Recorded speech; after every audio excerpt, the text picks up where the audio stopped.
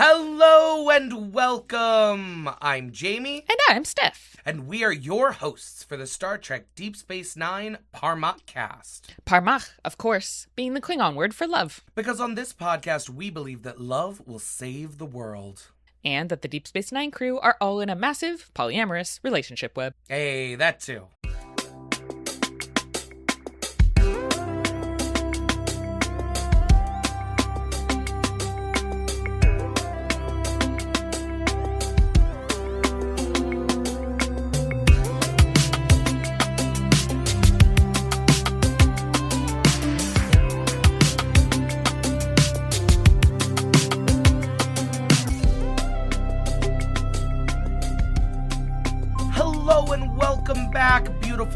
Maquis for Season 2, Episode 21 of the Parmak cast. Hi, babes. How's it going? How we doing? We hope that you are having a wonderful week, a wonderful time, enjoying the spring, summer weather, although who knows what'll be going on by the time this airs, because again, we recorded a little in advance, so it's very much like we're the prophets, like peeking out of the hole and being like, I hope things are fine. I don't know.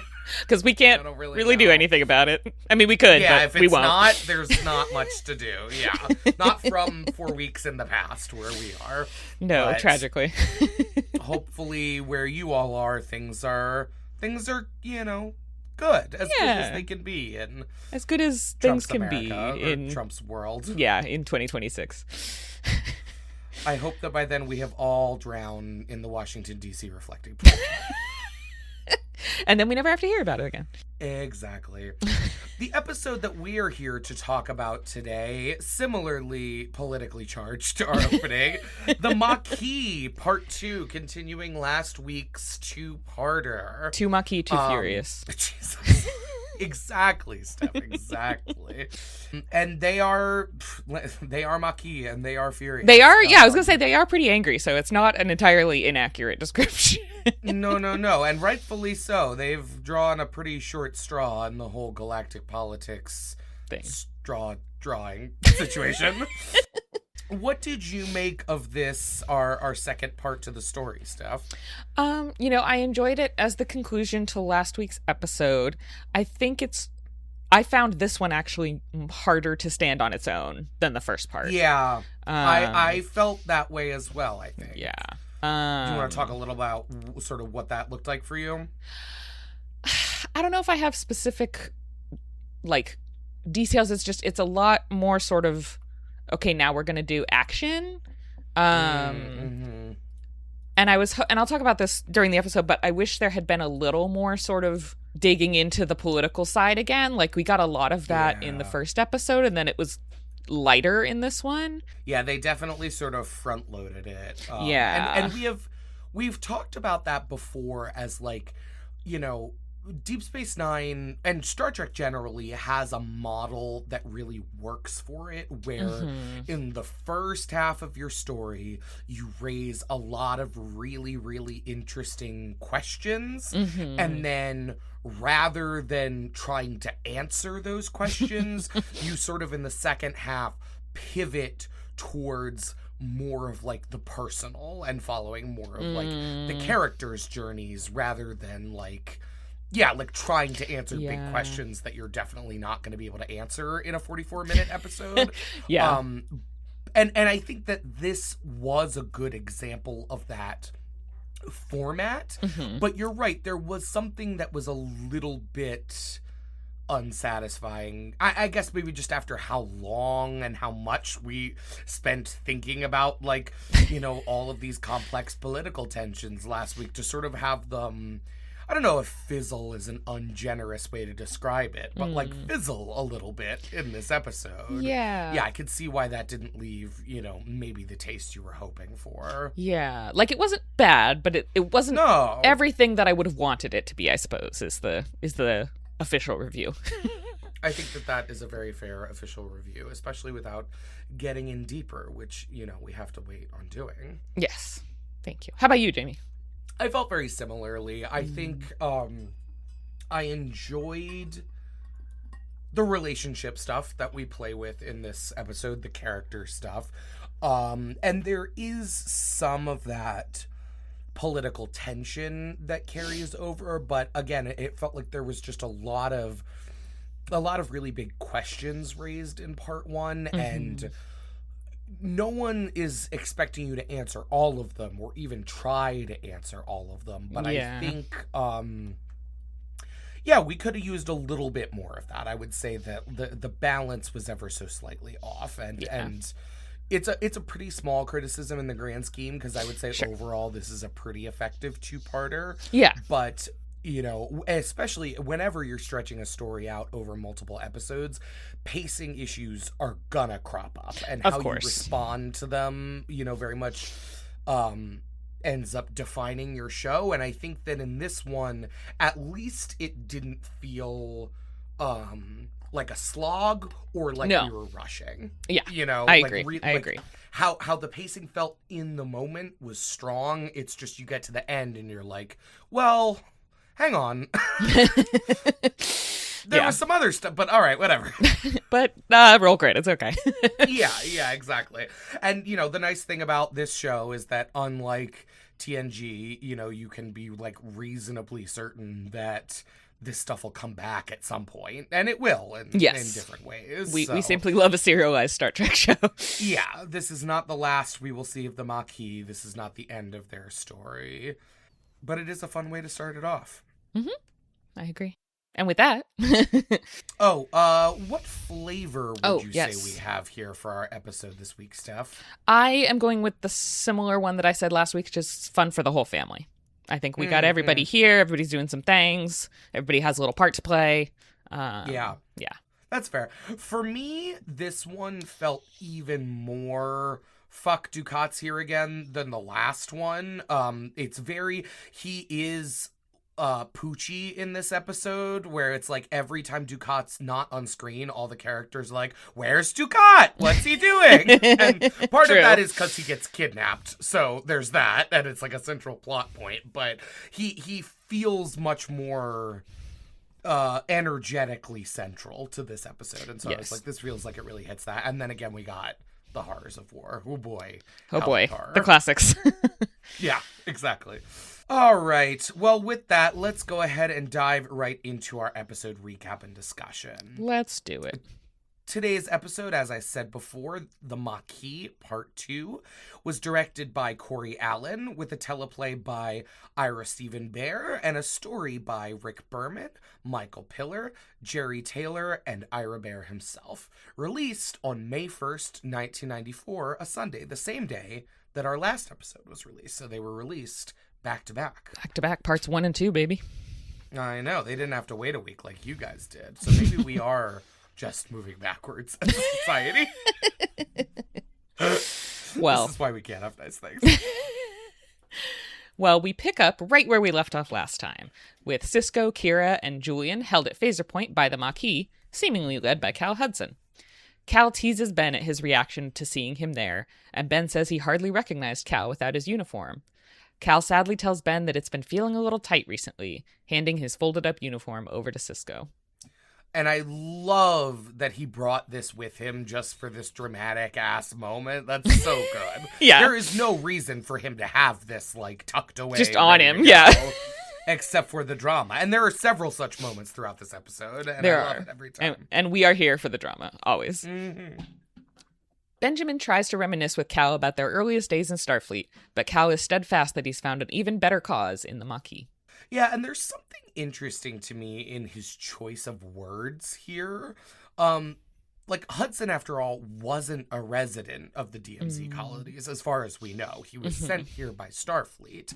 And so, for him, it isn't the same question of defending his home. For him, it is really about the strength of the cause. And from where he's standing, Starfleet doesn't exactly look like the good guys anymore. And so I just think that that is a really interesting thing that sort of sets him apart from the rest of these Maquis characters. And I think it's smart just having that little note reminding us of that at the top of the episode.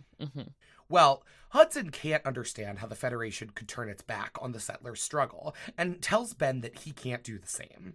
Sisko attempts to argue that Cal's actions with the Maquis are only putting the treaty in danger, but Cal interrupts, insisting that out on the frontier, a treaty is only a piece of paper. So through this scene, they're walking around the asteroids some more. It is they're just doing a little loop. Straight up Dagobah-ass asteroid. I'm waiting for Yoda to pop out. Absolutely. And I just had to note, because I'm a hater, it sure is a lot of plants for having no star because it's an asteroid. Whatever. Don't worry about it. So this is a point where I would have liked the two of them to get more into a discussion about like what we talked about last time.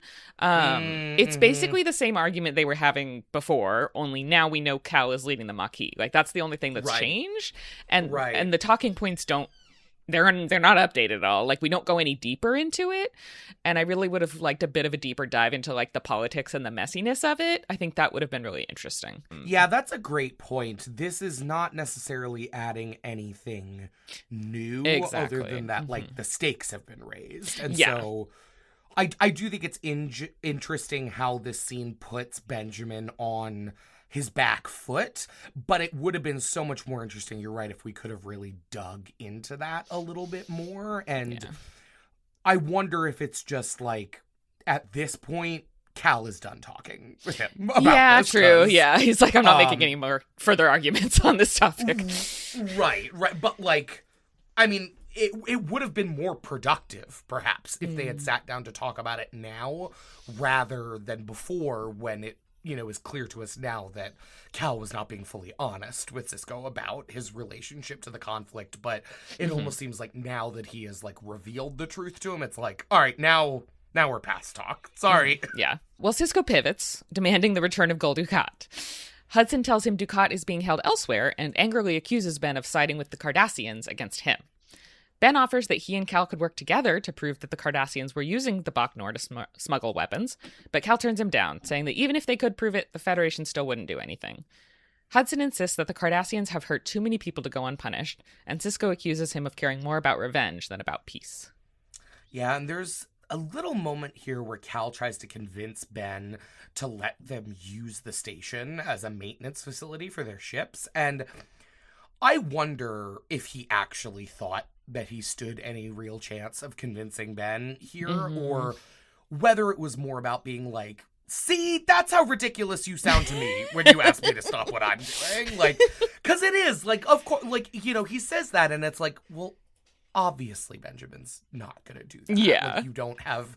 Not only is that not something he agrees with, but, like, you don't have any leverage here. Like, why would he do that? And why would he agree to that? It's like, well, then why would Cal agree to any of what Sisko's asking for? It's like, we both know what our goals are here, and as much as we want to force it to not be the case because of the ways that we care about each other, those goals are simply not aligned. Not in compatible. Any way that we can. Yeah. Well, without much in the way of warning, Cal and the Maquis stun Ben, Kira, and Julian.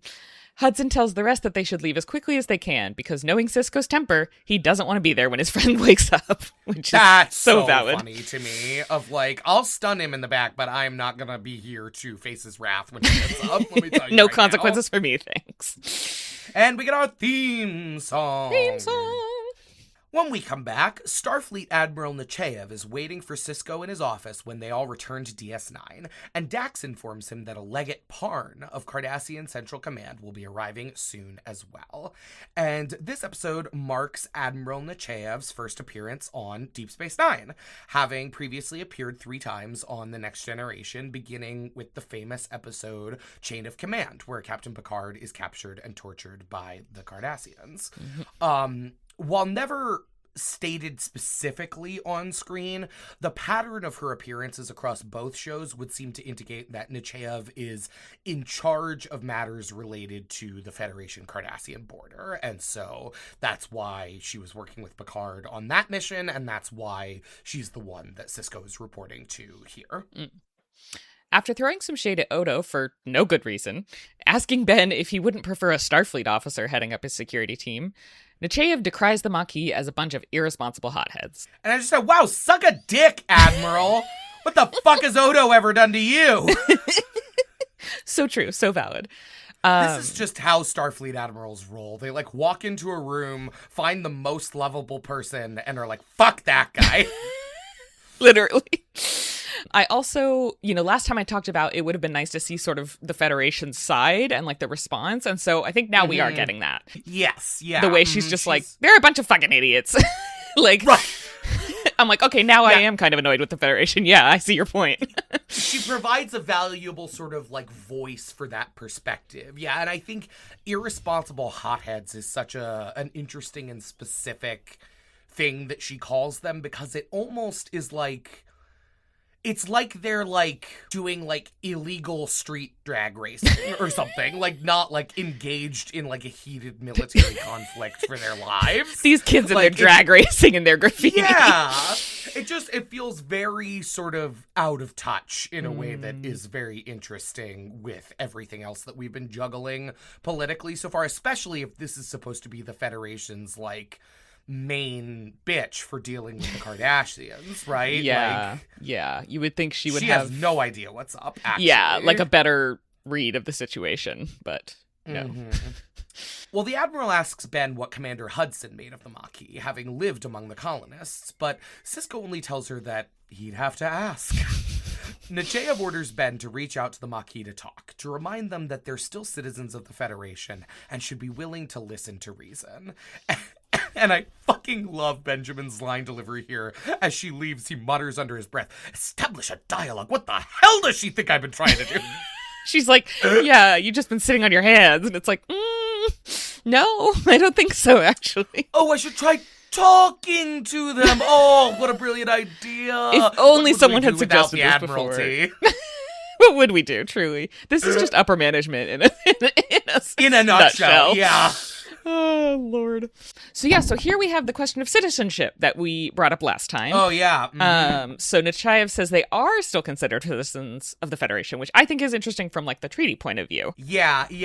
I also thought that was interesting when she brings it up. And so I took that opportunity to look into it a little bit more for this episode, and it seems like this scene here is the one piece of on-screen evidence for the idea that they are still considered Federation citizens. And on the other side of the argument, Captain Picard has a quote in the TNG episode Journey's End, which is that colonists who choose to remain on the Cardassian side of the border would give up Federation citizenship and be under Cardassian jurisdiction. So we've got these two quotes from around the same time period, because TNG Season 7 would have been airing concurrently with DS9 Season 2. Right.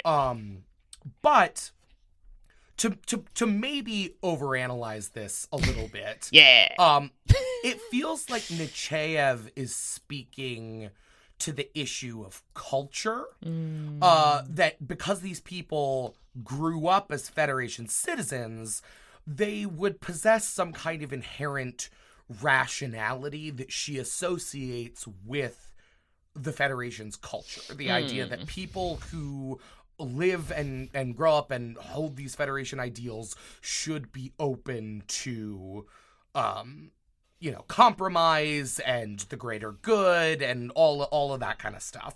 Picard, meanwhile, seems like he is speaking more to the political realities. Yeah. And the fact that it would be a Cardassian government that is overseeing the daily lives of these people who are living on the colonies that are now on the Cardassian side of the border. And so I think that there is room for both of these things to be true, for us to hold this dialectic. Two truths can coexist. While also saying that, like, on a political level, yes, they would have had to make, like, a decision about citizenship. And this is our fun way of getting around that a little bit by being like, well, two things are true. It's complicated. And so we'll see if we circle back to that. Because like I said, this will not be the last time we see the Maquis. And I think also we have to remember that this was very much like the first, like, setting this group up. And so, as time passes, there will be much more room for all this stuff to develop organically. And, I like your analysis. I like the two truths. Thank you. Well, As Nechayev leaves and Kira comes in to speak to the commander, Sisko is fuming. He tells Kira what the real problem is, as he sees it, Earth. Kira is confused, and Ben explains that it's easy to stick to one's highest principles, to be a saint, on a planet like Earth where poverty, crime, and war don't exist. The world the Maquis are living on the other hand, is far from paradise, and the people in the DMZ are just doing what they have to do to survive. Iconic line! Well, it's easy to be a saint in paradise! Ah, go off, Ben.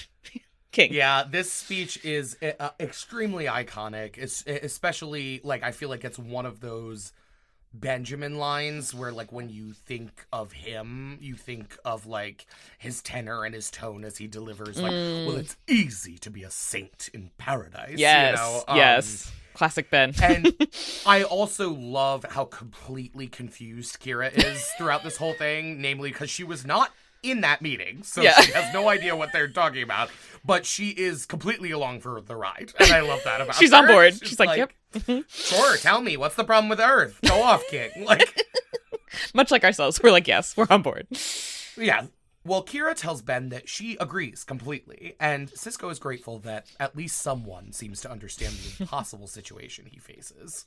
Kira also informs Ben that Legate Parn's ship has just arrived, but before he can head out to meet the Cardassian leader, Odo calls, reporting that he's apprehended one of the Vulcan's accomplices. I like that Kira is able to make Ben laugh a little here. She gives the joking suggestion that he gives the same speech to the Cardassian legate, which, as we all know, would go over like a, what is it, ton of bricks? Unironically, great idea. Love unironically, that. great idea. But it's really nice that, like, he's, you know, fuming, but she's able to get, like, a little laugh out of him. I think it's... They're just so cute. I love them so much. I feel like we haven't gotten a ton of that sweet Kira Ben content so far, but this moment is a really great example of what I always love about their dynamic. And I cannot wait for more. We cut to security, where Quark has been locked up in a holding cell and is attempting to deny any knowledge of Sakona's plan to kidnap Gul Dukat. Which I actually believe. I don't think he ever would have bothered to ask. That's true. That's very true. And we get this exchange here. Odo goes, "Do you expect us to believe that a Vulcan would be interested in you for your lobes?" And Quark just goes, "Vulcans are a species that appreciate good ears." And they do. And he's so right. He's so right for that. Well, eventually, under questioning from Sisko and Odo, Quark admits that he arranged for Sakona to buy weapons for the Maquis through the Pygorians. Quark also tells them that whatever Sakona needed the weapons for, she was on a tight timeline and likely planning to act within the next few days. And then he immediately is like, I'll testify against Sakona, and if there are any other people who need to be testified against as well, I'd be happy to. I'm just like, Quark, you little weasel. I fucking love you. As we know, the Ferengi love a plea deal. So they really do.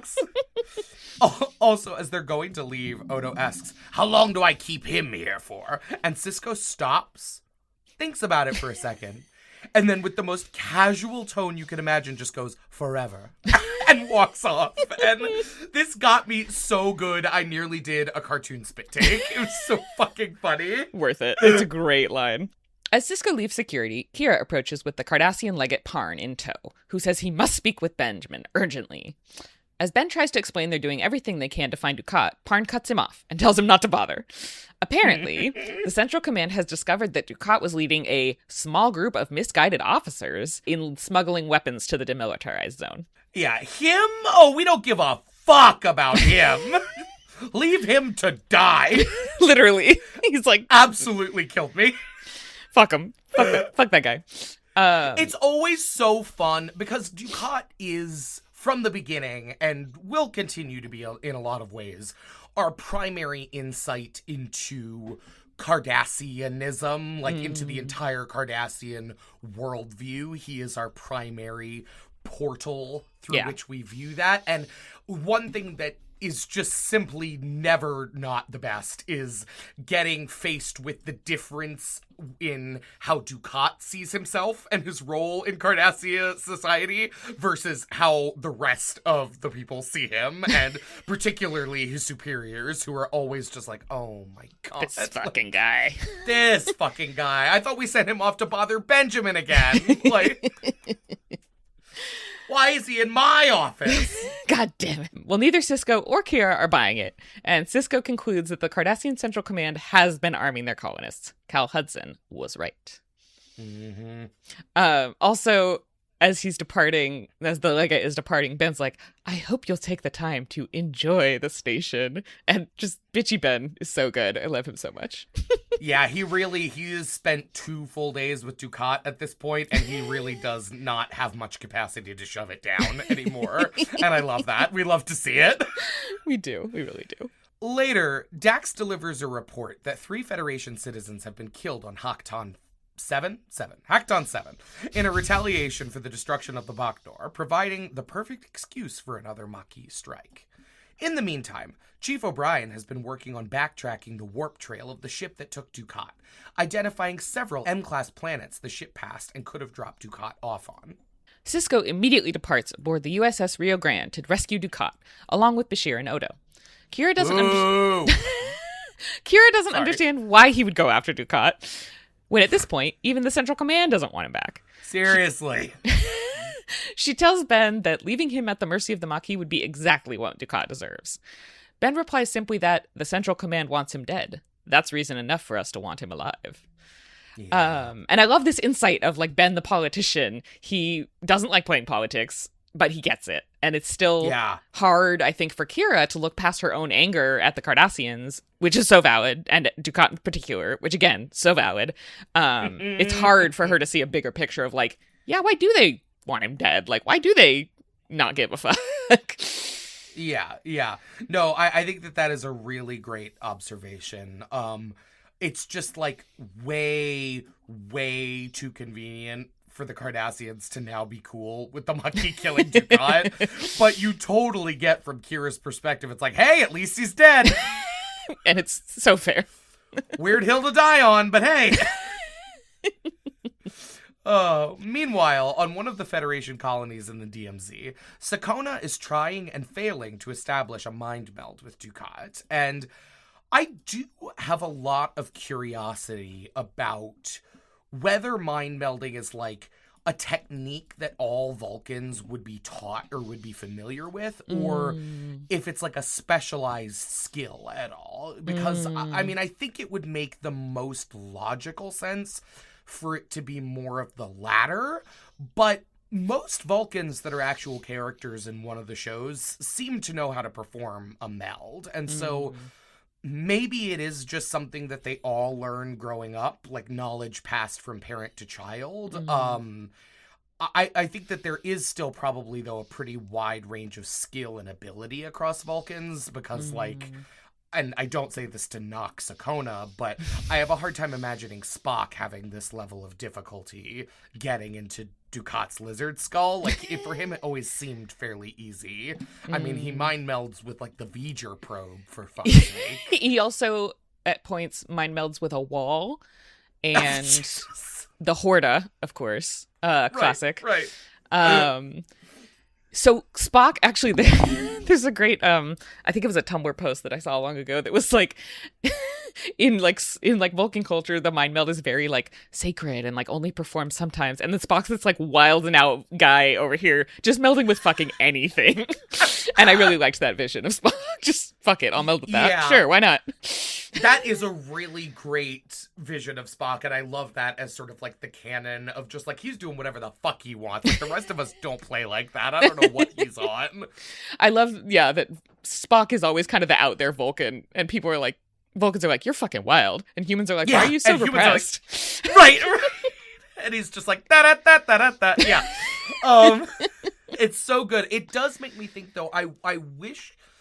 I mean, again, we're strapped for time. There's a lot of stuff we're trying to do in this episode, but it would have been interesting if we could have gotten just a hair more context as to like what this meant to Sakona then, because I wonder, like, if it is supposed to be this, like, sacred thing, like, that's probably pretty gross and upsetting to try to perform it on Dukat. And, like, maybe that's part of why it's not working, is she doesn't want to push too hard because this is already like a pretty gross and like upsetting experience, and she doesn't want to go any deeper into Dukat's unconscious than she has to. Yeah, that's kind of what I was thinking about actually while watching this. I was like, it's not just that, you know, she's having trouble like because of what we'll talk about in a second, but also that she's just like, I don't want to fucking do this very much. Like, this is a gross ass mind. I don't want it in my head.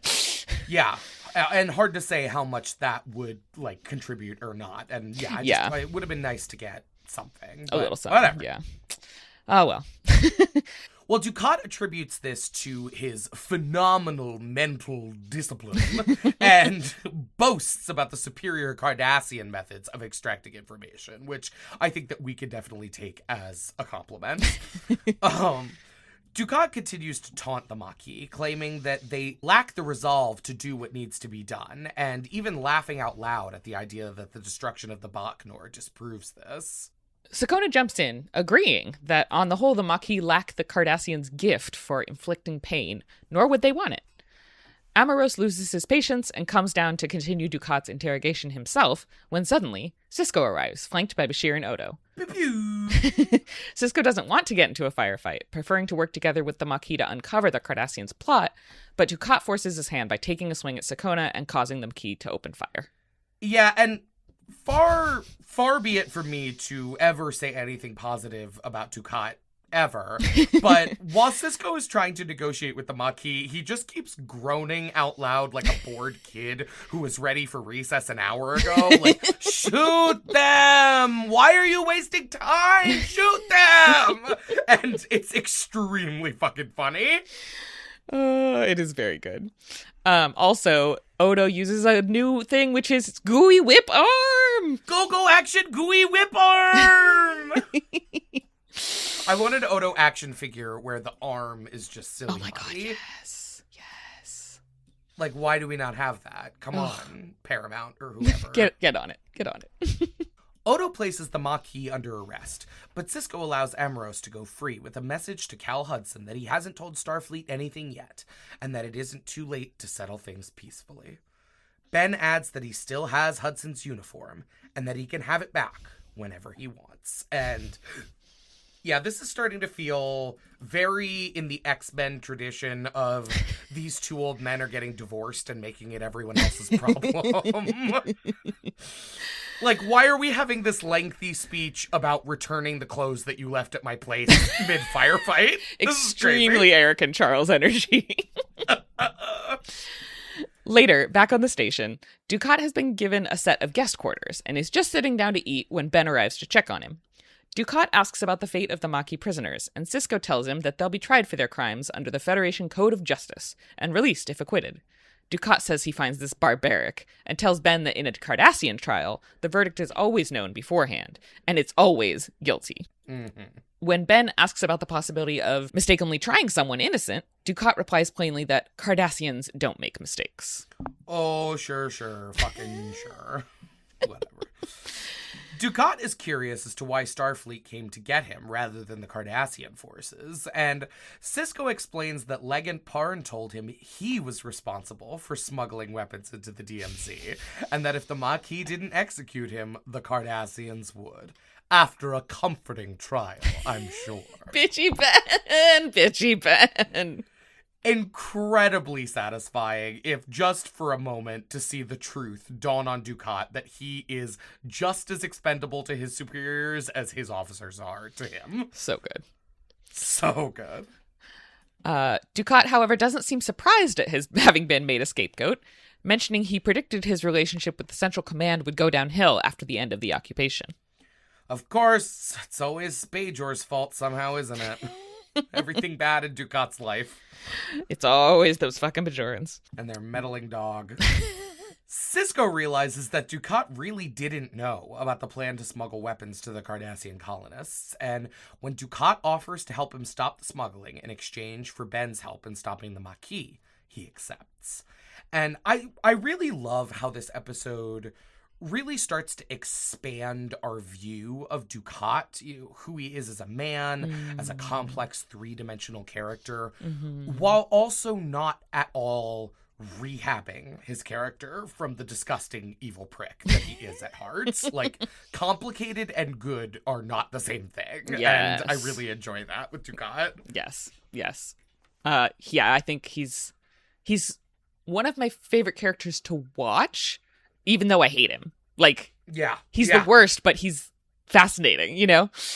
The next day in Ops, Odo reveals he has obtained an extensive list of the weapons Sakona bought through Quark, but has been unable to find out more from interrogating Sakona herself. Dukat suspects that the Central Command might be using a Zepolite free trader to transport the weapons to the Cardassian colonies, saying that they have done so in the past, and then, unlike the Lesepians, they've never been caught. Later, aboard a runabout, Sisko, Kira, O'Brien, and Dukat come across a Zepolite ship that refuses to answer their hails, and whose hull is apparently able to deflect their scanners. So Dukat's like, well, why don't you just fucking, kill him? And describes his plan, and he's like, very simple, very effective. And Ben's like, and needlessly bloody. And Kira chimes in, sounds like a Cardassian plan to me. Yeah, they've really got his number at this point. I just love her.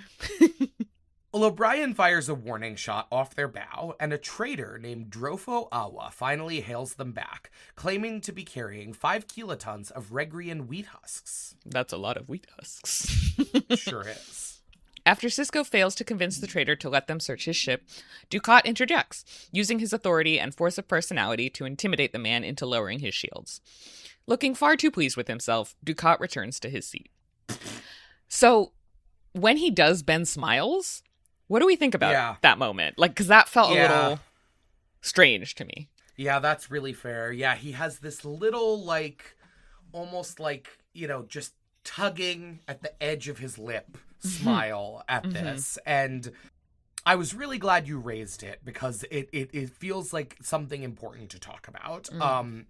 So I think this moment is intended as Ben and Kira both sort of, realizing there's more to Dukat than maybe they realized. And this is something that I think is consistently interesting, and that we'll talk a lot more about as we continue through the show, that I think the writers, and maybe specific writers, maybe not, it's impossible to know, but the writers generally have a much more favorable view of Dukat than the character deserves. And I think we're hoping to eventually write some sort of redemption arc for him. And the thing is, I think that the writers are totally wrong about him in this regard. And even in this moment here, I think Dukat is really just showing us more of the same. Yeah. Yes, he's helping our friends this time, which is nice, and he's working against the Central Command, but really, he's just here to yell at some terrified underling and throw his weight around until he gets what he wants, which is what he always does. Yeah, that's his standard operating procedure. Yeah, from that view, which I really can't imagine that Sisko would have missed, I think that maybe he's just thinking, wow, so nice to have this guy be annoying and domineering at someone else for a change. And that is just what the little smile is. But I do think that there is a tension that we need to keep an eye on moving forward, of the writers thinking that Dukat is rehabilitatable. Is that a word? It's a word now. Okay. Rehabilitatable in a way that the audience, and very importantly, the other actors, I think, know that he is not. Yeah. And so there is an interplay there of, there are things written into the script that might gesture at something like that, and then the actors are sort of left to figure out how they can play with that and make it still make sense. And I think in this moment, they do a good job with it, but yes, it is a little, it's striking, for sure. Yeah. I like that much better. I think, thankfully, he's not being an asshole to me, so I can have a break. Yeah, this is really nice for a hot second. I'm gonna let myself enjoy this while it lasts.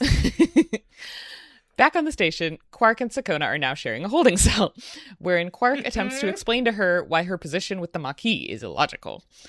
And it's so great. He opens and he's like, I hope you're happy. And she's like, I am a Vulcan. My emotional state is irrelevant. I just fucking love Vulcan so much. And then he goes, well, I'm a Ferengi, and my emotional state is very relevant.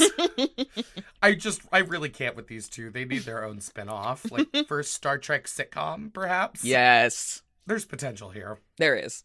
Well, Sakona scoffs at the idea that a Ferengi could display superior logic to a Vulcan, but Quark quotes the third rule of acquisition to her. Never spend more for an acquisition than you have to. He continues to lay it out for the confused Vulcan, explaining how the Maquis want to acquire peace in the demilitarized zone, and how now that the Central Command's weapons smuggling plan has been exposed, the two sides are in a stalemate, with peace on the table for an all-time low price. If the Maquis choose to escalate the conflict, however, Quark explains that peace with the Cardassians will become much more expensive, which simply isn't logical. Sakona is left to contemplate this in stunned silence. But, okay, so Quark's assuming as a given that a new agreement would actually be honored, which was the core issue that started the conflict. So I think his logic is fallible. Wrong. Yeah, no, that's definitely some fouling happening. I think he does say that now that the Cardassians have been caught shipping weapons, all the ships going into the DMZ are going to be searched. So maybe that's what he's banking on. But yeah, sadly, there is just nothing simple about this conflict. And no matter that is true, no matter how much fun it is to watch Quark try to explain it to this woman like it is simple. On brand for Quark to be like, I know what the solution is. And he's just wrong. Right.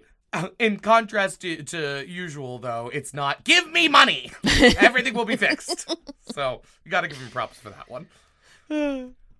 Meanwhile, Sisko meets with Dukat in his office, explaining that they finally got Sakona to reveal the Maquis' target, a secret weapons depot hidden in a civilian population center on one of the colonies, although Sakona doesn't know for sure which colony. Sisko and Dukat choose not to share this information with Central Command, agreeing they'd never trust Sisko to handle the situation. Instead, Dukat sets out to see if any of his contacts know the location of the secret weapons depot, while Ben heads off to try and talk some sense into the Maquis one last time. On Volon 3, the colony's council is in the middle of a meeting when Sisko arrives. Ben announces that due to the treaty, if the Maquis make themselves enemies of the Cardassians, they will also be making themselves enemies of the Federation. He tells them that if they attempt to go through with the attack on the weapons depot, he will personally stop them. Yeah, and this thing about enemies of the Federation, this is a pretty crazy statement for him to make, but I think that's sort of the point behind this maneuver, where the Maquis think of Starfleet as kind of a bunch of do-nothing bureaucrats who wouldn't get off their butts to defend the colonies, and so it makes sense that they wouldn't really be overly concerned about reprisals from Starfleet. You know, they're mainly just focusing on the Cardassians. And I think Ben is here essentially to put the fear of God into these people, that if they don't stop what they're doing, Galaxy-class starships are going to start showing up to fuck up their shit, right? And I do believe that Benjamin is thinking about this threat in the moment as, like, mostly a bluff. But the interesting thing about bluffs is once you put it out there, the power is then in the hands of everyone else to decide if they buy it, right? And it's true. Yeah. Well, just then, Cal Hudson arrives with a contingent of armed Maquis. Ben removes his backpack, revealing he brought Cal's Starfleet uniform with him, and tells his old friend that they took down the Cardassians' weapon smuggling operation. Ben says there's no longer any need for the Maquis, but Cal insists that they're at war, and he intends to win it. And yeah, like, I do get what Ben is saying, how this changes the situation politically, but this weapons depot is on one of the colonies, where the Cardassian colonists can already access the weapons. So the threat is still very much there, regardless of if the smuggling operation was exposed. Yeah. Right? Unless I'm missing something? Okay. I mean, I guess he's saying, like, well, now we can honor the treaty for real, so it'll be okay. Like, all right. I don't know. Yeah. It's a little, it doesn't totally scan. Well, before leaving, Hudson pulls out a phaser and vaporizes the bag containing his old uniform, sending a definitive message to his old friend. So did they just show up to, like, tell Ben no dramatically and then leave? Yeah, absolutely they did, because this is a fabulous gay divorce, and that's just what one does. Show up with all your bitches, burn your wedding dress dramatically, and then storm out gaily. Erik and Charles wish. Oh, yeah, honey, yeah. Oh, Lord. Back on the station, Dukat reveals to the crew that his sources have pinpointed the Brima colony as the location of the secret weapons depot. Dax notes that they'll have to intercept the Maquis ships before they get into the colony's sensor range so that they don't call the Central Command for backup.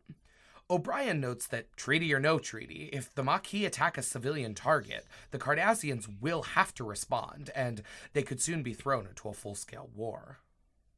Sisko orders the station's runabouts to take up a defensive position outside the colony's sensor range, and O'Brien plans to establish sensor probes in the system's Oort cloud to help detect the incoming Maquis ships.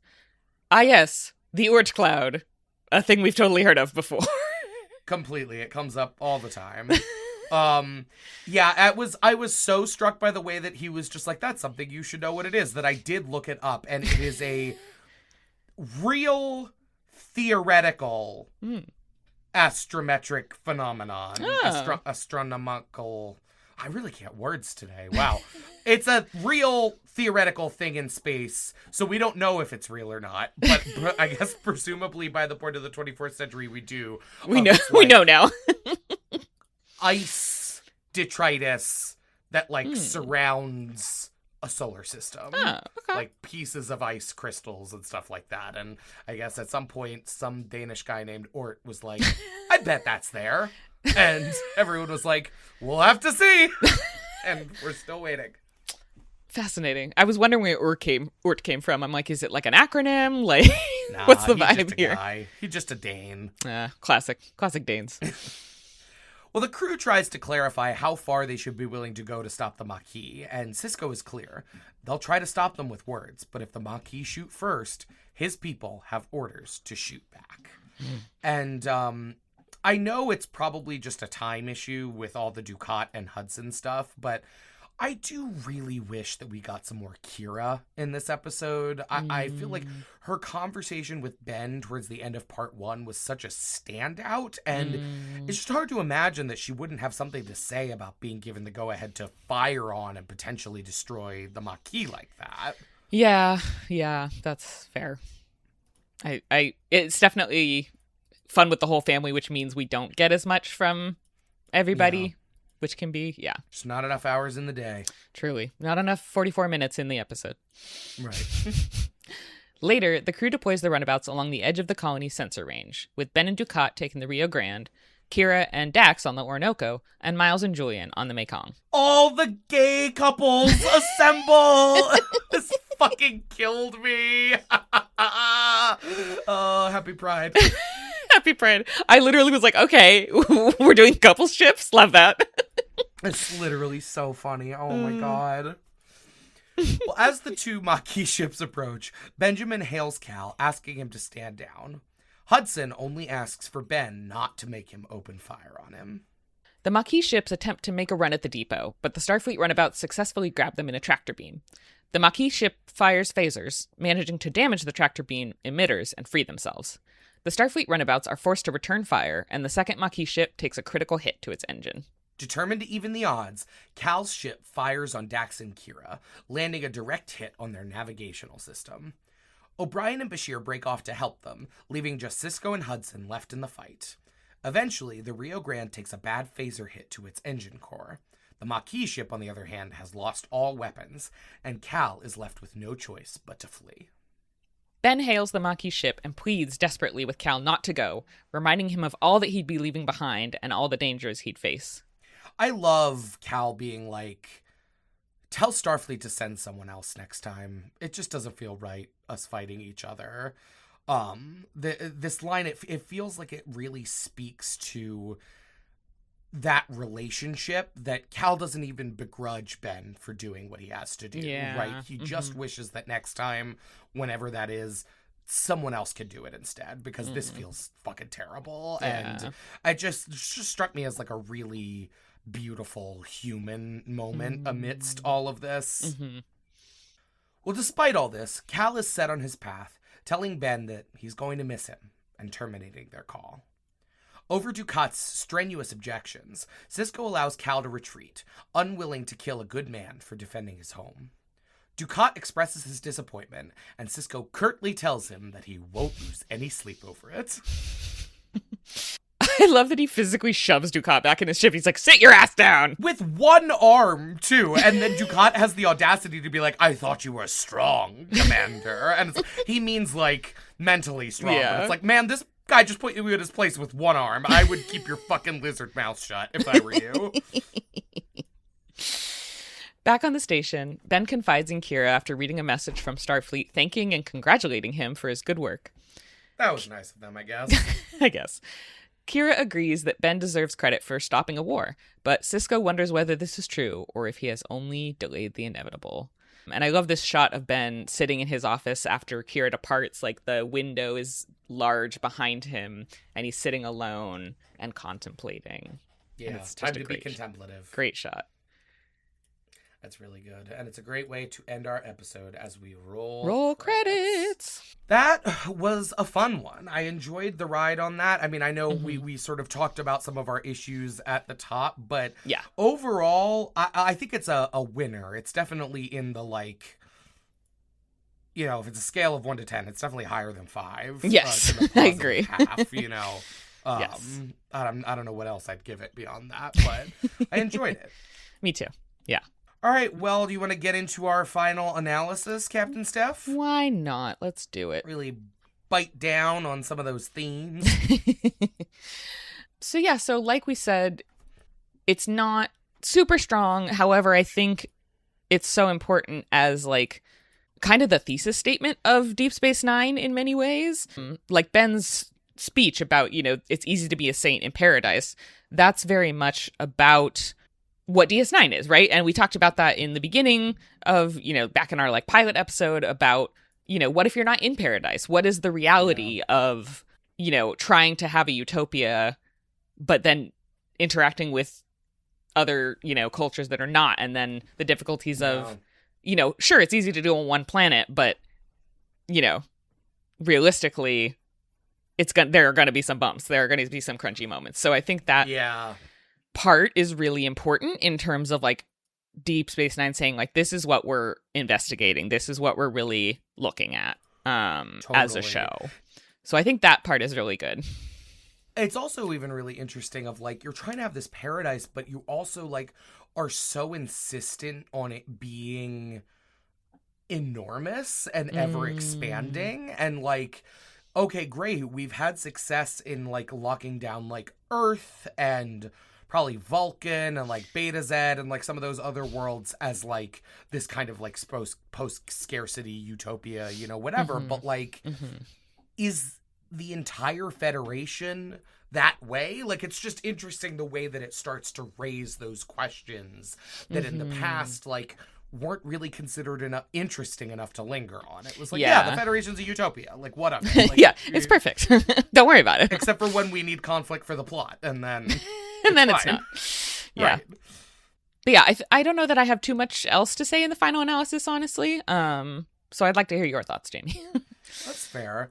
Yeah, I found this to be a super, super interesting conclusion to the two-parter. I mean, I touched on this at the beginning, but in great Trek tradition, they don't waste a ton of time trying to answer the really complex engaging questions they raised.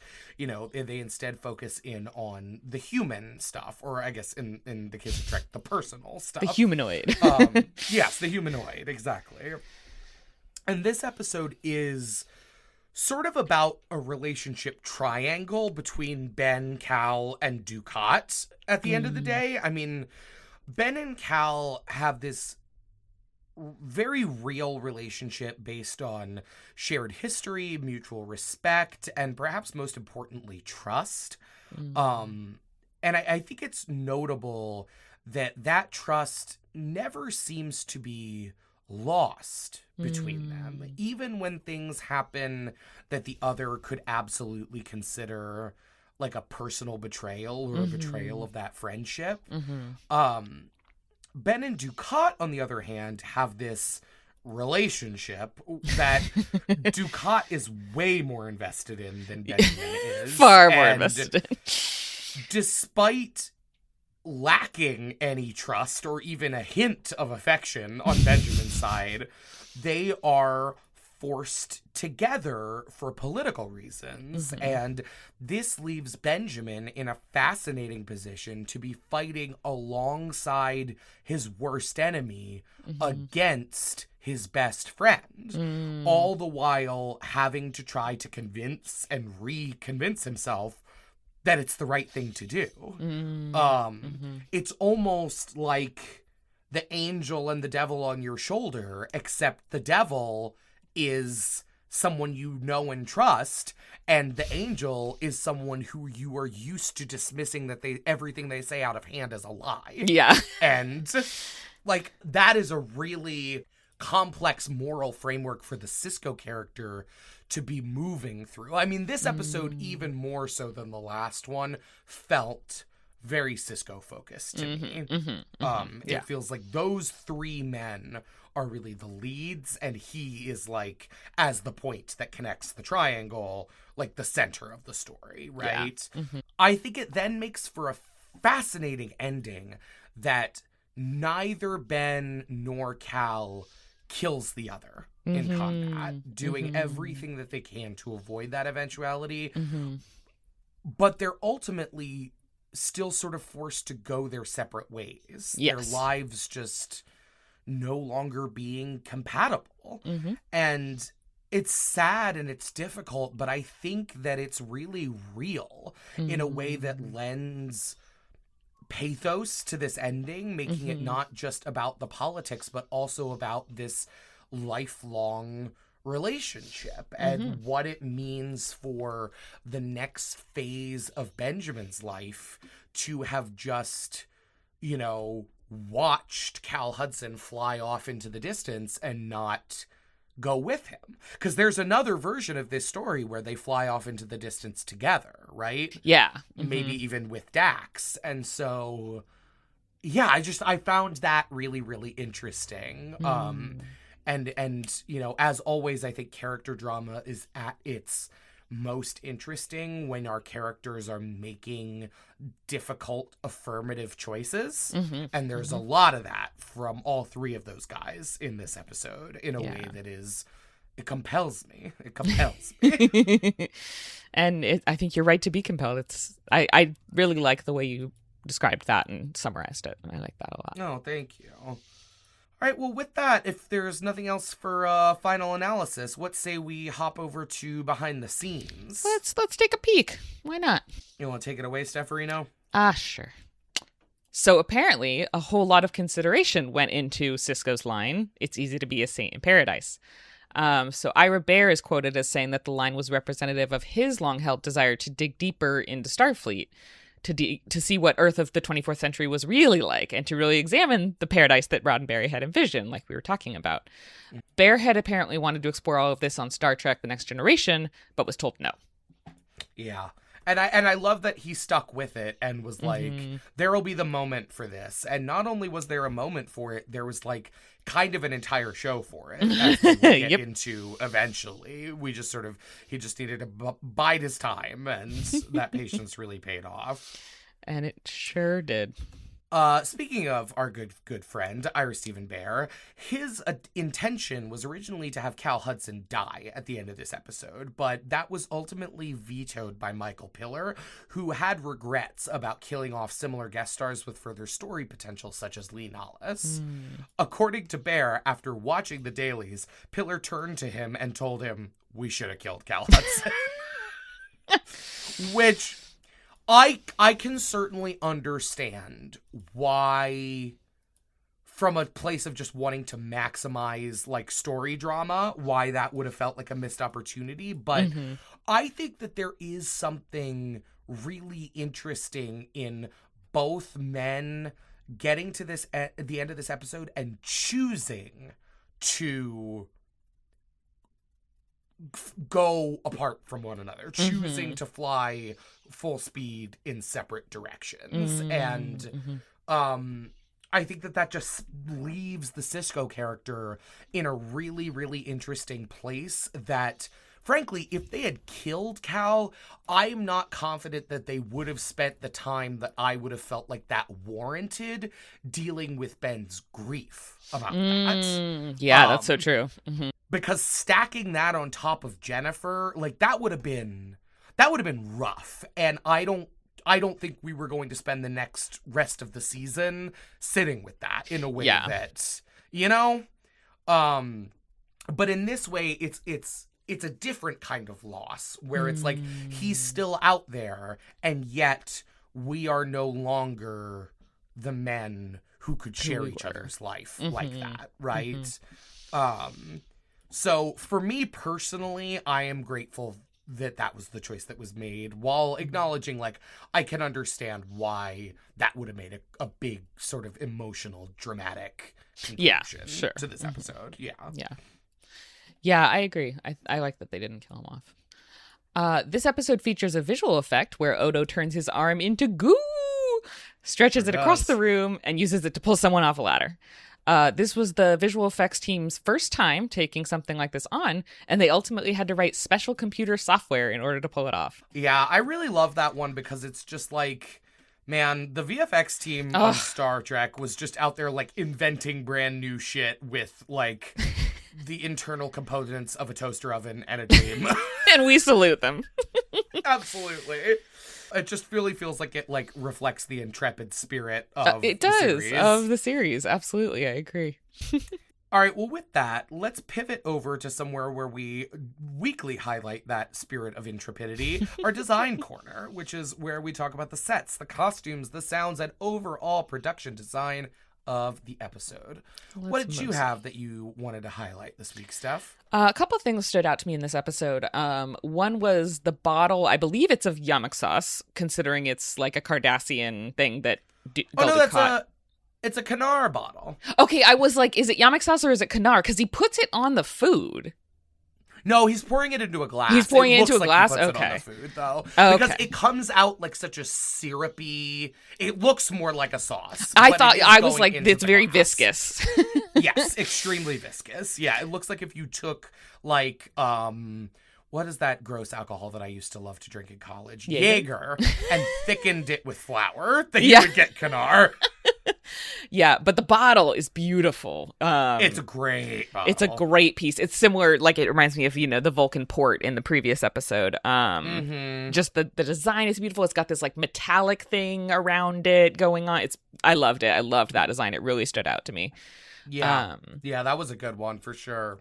And then the other one was the Zeppelite alien look. Like, they have these kind of, like, fishy faces, kind of, but also extremely are Cardassian-esque in that they had this, like, gray fishy face, but then they have this black top. And I'm like, is that supposed to be hair, like with the Cardassians? Or is it more of their just, like, head and it just looks different? I wasn't sure, but I found it fascinating.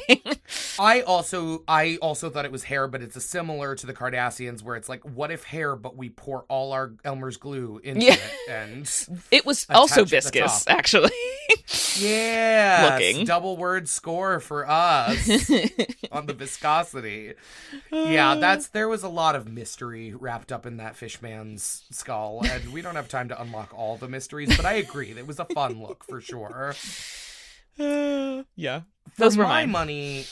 Just to be a giant nerd, which you're listening to a Star Trek podcast. Yeah. I don't mind that. In fact, that's what you're here for. You are these people.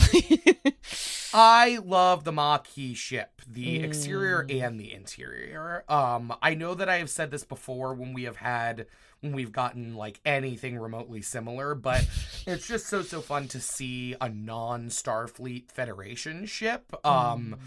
Especially this one in this configuration, which looks like it's closer to like a fighter ship than what we see from other Federation vessels. I think also that the massive impulse engines on the back are really cool and sort of show that these vessels are primarily built for short-range maneuvering rather than long-distance warp travel, which is just an example of those, like, you know, let the set tell the story. And I also thought that the little cockpit with the little 2 control stations rather than a typical bridge was very cool and interesting. It's sort of like, it drives home the ways that they're operating at a bit of a technological deficit. It's like cramped. It's not super comfortable in the way of a bridge. But at the same time, you've got some of like the Starfleet hallmarks. Like you've got the LCARS displays on the system. wall. You've got the warm lighting. Like, yeah, it's still very clearly a Federation ship despite all of these deviations from our norm. And I just found that delightful. I really enjoyed that. Yeah, that's a great one. Thank you. All right. Well, with that, thank you all so much for joining us for this episode and for our discussion of the Maquis Part 2. We have one final segment left in today's episode, a little something we like to call Consulting the Orb of Prophecy, where we look ahead into the future of the series and discuss spoilers that relate to this week's episode. If you've watched Deep Space Nine before or just don't mind spoilers, stick around after we sign off for that discussion. If you're watching along with us for the first time and don't want to be spoiled for future episodes, you're going to want to hop off after the sign-off. The Star Trek Deep Space Nine Paramount cast is recorded in San Diego and Fremont, California, and produced by us, as well as our Vulcan gunrunner, Peter. A big thanks to friend of the show, Matt, who produced our theme music, and to Tumblr user at GrandCon221B, whose Star Trek pit crew was used to generate the avatars of us featured in the show's cover art. New episodes drop every week on Spotify and Apple Podcasts. If you have any questions, comments, or would like to chat with us about Star Trek, you can email us at ds9cast@gmail.com. You can also find us on Instagram, Twitter, and Blue Sky at ParmotCast for updates and memes. Last but not least, if you're enjoying the show, please review and give us a 5-star rating on Apple Podcasts. It really, really helps other folks to find the show. And please, join us next week for our discussion of Deep Space Nine Season 2, Episode 22, The Wire, only on HBO. All right, we'll see you then. Bye. Okay, bye. This is where I would make the HBO, like, fade in, fade out sound. But I can't. There you go! That was good! Thank you. I can't do that. You were very supremely talented. It's one of the many skills I bring to this podcast. That's probably your best one. You should probably put that at the top of your resume. All right, we out!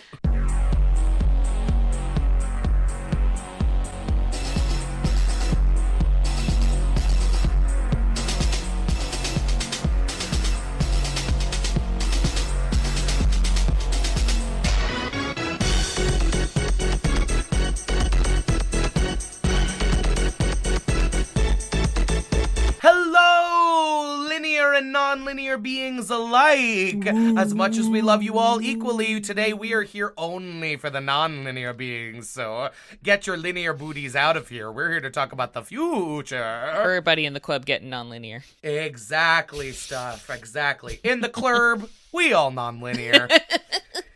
This is Consulting the Orb of Prophecy, a little segment where we go out of order to discuss the things in this episode, to discuss things from a different episode in the future that might be relevant to this episode in the past, or the present, or the now, depending on how you look at it. It's all relative, baby. It's all relative. Man, I need to go take a nap. So, continuing on from our conversation last week, I think it's absolutely fascinating that Benjamin ends this episode in a place of wondering, is this war with the Cardassians actually inevitable? Because, at least in this timeline, it very, very much is. And but so... not in the way he expects. Exactly. No, not in the way he expects. You're right. But it is sort of like, I guess the wisdom that Ben shows there, where it's like, I mean, in some ways, because the rest of the seasons of the show hadn't been made yet, it wasn't like a guarantee or anything, and so you could look at it as something different, as something maybe a little bit more cynical. But to me, it feels really just like, why does this not feel like a victory? Oh, because we're gonna end up fighting these lizards anyways. Like, there's just something in my gut that is like, this wasn't a win. Yeah. You know? And he's absolutely right about that. Yeah. And I think it doesn't feel like a win to him because it's complicated, right? It's complicated because of Cal, because of, you know, what the Federation colonists were facing. It's a messy situation, so it's not like we beat the bad guys, all done. Right. Right. But it's not like he can even bring himself to be like, I stopped a war. Like, at the end of the day, I might have lost my friend, but like, I saved lives. Like, even that, he's like, did I really though? Did I though? Yeah. Like, if Admiral Nechayev is telling me that's what happened, maybe I really need to think about what happened. What happened for real? That bitch is never right. Yeah. Yeah. I also, you bring up Cal, and yeah, the dangling Hudson of this episode is that, yay, we didn't kill him off. That's awesome. He will never be seen again in Deep Space Nine or any Star Trek, which is a bummer. It is. Because Bernie Casey does a great job. He does a great job. And I honestly, I've gone back and forth on this because I think when I first watched the show, I was like, wow, what a huge missed opportunity. Why didn't we get a ton more Cal Hudson? Why didn't we get more Cal Hudson every single time the Maquis show up? Right? Yeah. Like, why would you not use that as an opportunity to bring this great character back? And I think on this watch, at least now, in this moment, I am feeling very like I liked their ending. I liked they're like, he's out there, you're out there, but we're following Ben. And so the way that this story ends, it makes perfect sense that we never see Cal again. Because their paths never cross each other. Yeah, again. they diverged. And that is sort of like the meaning of the ending of this episode, right? One thing I will say is I think it would have been really cool and had a lot of impact if, after not seeing or hearing about Cal since this episode, we brought him back in like season 5 or 6 or something. Yes. I mean, we do hear that he's dead in season 5. Yes. In season 5, when the Dominion and the Cardassians form their alliance and the Cardassians become the like Alpha Quadrant arm of the Dominion, the Dominion completely exterminates the Maquis, and pretty much all of them are killed, including Cal. But we only ever hear that, like Ben gets like a message that Cal was killed. And again, that like thematically feels like it tracks with what we get here of like, they never had a moment of coming back together, and Cal died fighting the war that he was so desperate to fight, right? Like, that was sort of the destiny that he chose at the end of the day. Meanwhile, Benjamin has the destiny he was always destined to destine, or whatever. But it does just feel like a bummer because their relationship was just delightful, and their chemistry, especially those two actors, Bernie and Avery, together, it's just electric when they're together. And very I good. would have liked to find a way to capitalize on that we just don't. We don't. And I agree with you. I think, yes, it's the right move in terms of like the ending thematically, but yeah, it is sad to not get them together again because, like you said, it's electric when they're together. It's great. And then also, it's a little bit, I don't know if anyone else felt this way. I think this completely could have been a personal thing, but I mentioned already, I made the Poochie joke at the beginning of this episode about Dukat, but really, truly, I feel like after this, Cal Hudson is Poochie, where every time the Maquis show up, I'm like, where's Poochie? Where's Cal Hudson? Like, why? It starts to become strange that we don't mention his name again until he dies, you know? Yeah. I think probably that's a result of, like, a good rule of TV writing is if you don't know what you want to have happened with something, don't mention it until you are sure of what you want to have happened. Like, don't put yourself into a box by mentioning Cal repeatedly, because then you have all these things that you could do if and when you wanted to bring him back. But the fact that we didn't just makes me feel like we should have been hearing something about him over time. I mean, like, when Cassidy is working with the Maquis, there's no mention of, like, oh, did you know? Like, it just seems strange. I don't know. Yeah, I agree. Well, I'm glad we're on the same page. Thank you for that validation. Was there anything else you wanted to cover for our non-linear jiggliness today, sir? Not today. Not today. All right. Well, you guys are going to have to wait till next week then. Be good. For those sexy thoughts. Jesus. Okay, bye. Bye, y'all. See you next week.